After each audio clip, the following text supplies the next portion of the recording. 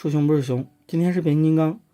2020年 TFCon MMC 带来的展会限定蝙蝠擎天柱，它的形象来源于 BW 世界初有一版废案，擎天柱的伪装形态是一只蝙蝠，而那个版本的威震天，它的伪装形态是一条鳄鱼，是一个相当奇葩的版本。后来官方也推出过重涂的玩具来致敬这个废案。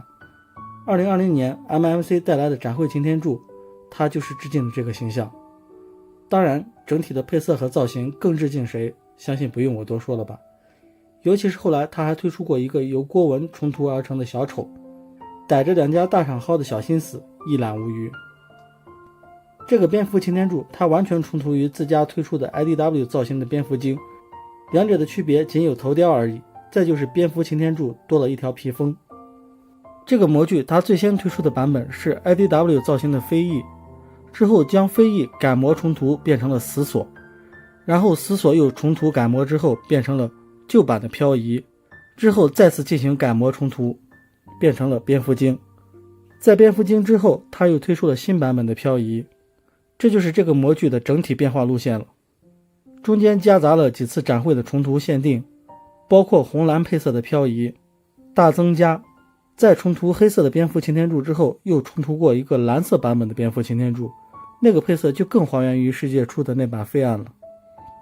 要说重涂改模能力，业界除了官方我只服 MMC 的很多玩具它就是通过简单的重涂和改模之后完全呈现出另一种不同的气质，做得非常好，我个人是并不反感，甚至也买了不少。高度方面，这个蝙蝠擎天柱它整体的高度是17厘米出头，请出我们的老演员 SS86 擎天柱跟它做一个对比，因尔特贝尔蝙蝠侠跟它对比，良品制造阿卡姆蝙蝠侠跟它对比。严格来说，这个蝙蝠擎天柱它只有一个配件，就是它的披风部分。这个披风的两面它采用了不同的面料，一侧是这种绒布一样的质感，而另一侧是光面的这种质感，边缘的裁切也比较自然，同时有内置铁丝，方便凹造型。而他手中像拳刃一样的这两个部件可以直接收纳到他的身体上，直接安插在机翼的洞里即可，然后他的机翼可以直接拔下来，拿在手中就变成了两把大刀，这跟他的原模蝙蝠精是一样的。我们再来看一下主体，这个时期 MMC 的玩具它对于漆面的使用普遍是比较少的，身上仅有一些点缀部分，像是肩膀、进气口、拳刃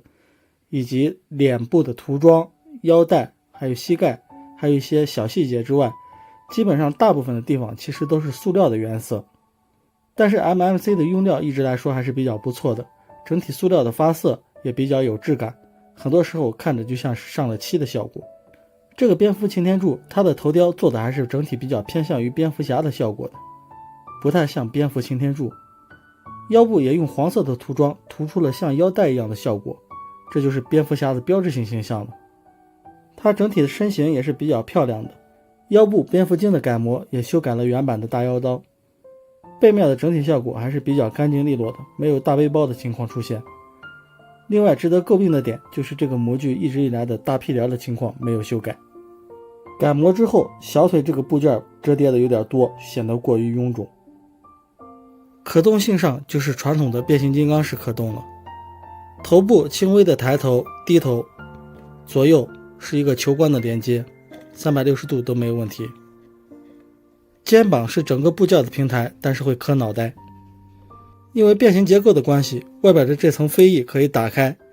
有一定的可动。大臂360度可以旋转，也因为变形的结构可以向后一段。手肘折叠超过90度，但是会受到各种层面的干涉。手部360度旋转，可以打开，食指单独可动，其他手指可动。没有弯腰挺胸的关节，只能够旋转，但是旋转要跟后边的部件做一下避让。腰部侧面的部件可以做一定的可动，裙甲可以上抬，屁点有一定的可动，腿部前踢90度，后踢90度不会受到干涉，侧抬也能到90度，膝盖部分也是90度的可动，脚掌部分360度旋转球关式的连接，左右接地都还可以，然后脚尖有一部分单独的可动。跪地姿势非常勉强，变形金刚的传统造型，大腿太短，小腿过长，所以这里没法接地。它的变形方式跟飞翼、漂移那几个模具区别很小，跟蝙蝠精完全一致。我们来开始它的变形。首先打开它的胸腔，挑开侧肋部的卡扣，转到背面，拉开屁帘避让，拉开整个背部，上拉背部之后，头部自然会收纳进胸腔里，再盖上胸腔的盖板，把肋部两侧的卡扣收进背部里，折叠背部待用，打平侧面的机翼，把起落架翻到外侧，打开肩部盖板，旋转整个手臂，翻到底部，逆时针90度旋转大臂根部，然后曲肘，把整条手臂收纳在这个空隙里。另一侧也是一样的变形，然后将腰部旋转180度，先打开裙甲进行避让，腿部上抬，回到正面，裙甲向下旋转，向上合并，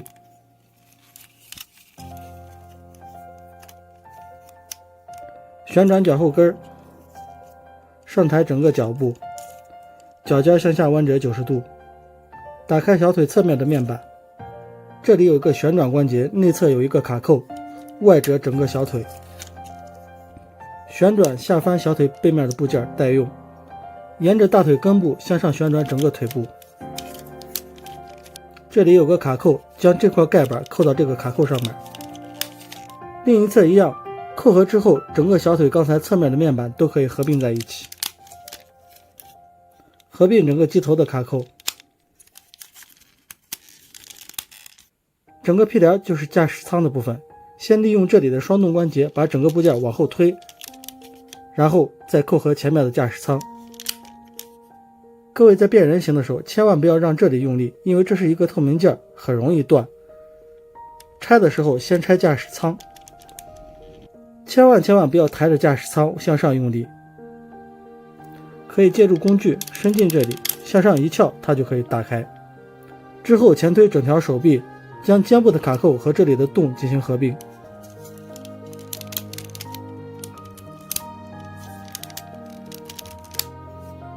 扣合背部变成机尾，盖好两侧肩膀的装饰件，打开侧面的整个部件，利用双动关节向前推扣合，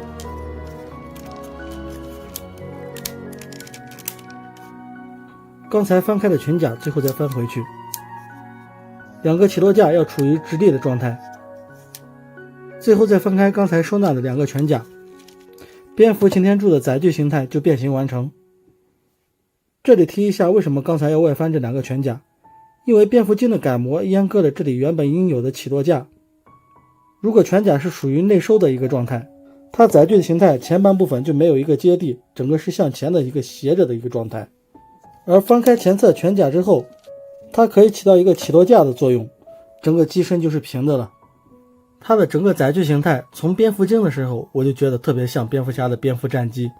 没想到它真的涂了一个蝙蝠侠的配色出来，所以当时也是毫不犹豫就入手了这款展会限定的蝙蝠擎天柱。它两侧的机翼还可以打开之后外翻，这样会不会更有蝙蝠战机的感觉？它整个的造型非常有科幻感，整体的配色也使用银、黑、灰作为搭配，低调又有质感。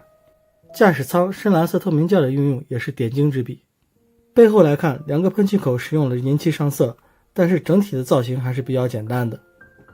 底盘的收纳就不太好了，脑袋是脑袋，胳膊是胳膊，腿是腿的。